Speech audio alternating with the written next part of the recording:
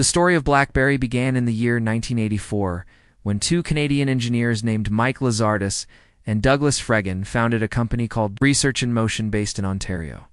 They started by working on wireless data transmission and developed early pagers and network technology that would later become the foundation for their revolutionary mobile communication devices.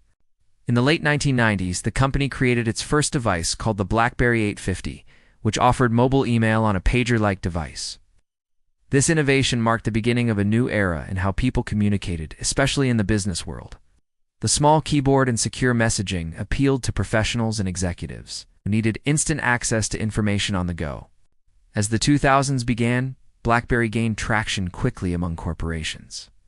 Governments and financial institutions, the company offered secure encrypted messaging and email services, something that appealed strongly to enterprises that needed data privacy.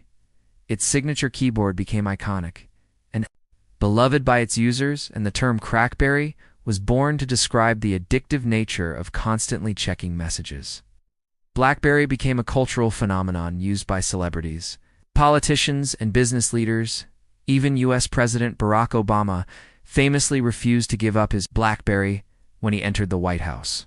The company dominated the smartphone market, holding over 40% of the U.S. market share at its peak and reaching more than 80 million active users globally.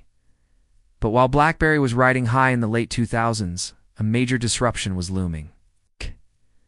In 2007, Apple introduced the iPhone, a sleek touchscreen device that did not have a physical keyboard, but instead relied on a full glass display and a revolutionary mobile operating system that focused on apps, user experience, and multimedia. Initially, BlackBerry executives dismissed the iPhone, believing that people would never give up their physical keyboards and that businesses would never rely on a device that lacked secure enterprise features. But they underestimated how quickly consumer demand and technology trends were shifting. Google soon entered the market, with Android offering an open-source alternative to iOS, giving phone manufacturers a new platform to innovate and compete on as Apple and Android phones exploded in popularity. BlackBerry found itself unable to adapt fast enough. Their operating system looked outdated, their apps were limited, and the user experience was clunky compared to the competition. In an attempt to catch up, BlackBerry released several new phones, including the Storm and the Torch, which featured touchscreens and tried to blend old and new design ideas. But these devices were buggy, poorly received, and failed to win back customers.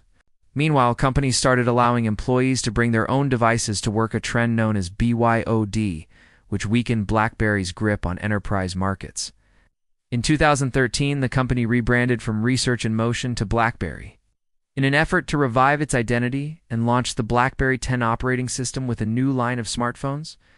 However, it was too late. The market had already moved on, and BlackBerry could not regain its lost momentum by the mid-2010s. BlackBerry exited the smartphone manufacturing business and shifted its focus to enterprise software, cybersecurity, and automotive technology, licensing its brand to other manufacturers while reinventing itself as a software company rather than a hardware maker. Today, BlackBerry still exists, but as a very different company from its glory days. It now focuses on cybersecurity and enterprise services for governments and corporations. Its legacy in the mobile world remains as a pioneer of mobile communication and a cautionary tale about the dangers of ignoring disruption and failing to innovate. The rise and fall of BlackBerry is a powerful reminder that technology moves quickly, and that even the most dominant players can fall behind if they stop listening to users and adapting to change. What began as a symbol of innovation became a story of missed opportunities and lessons in humility.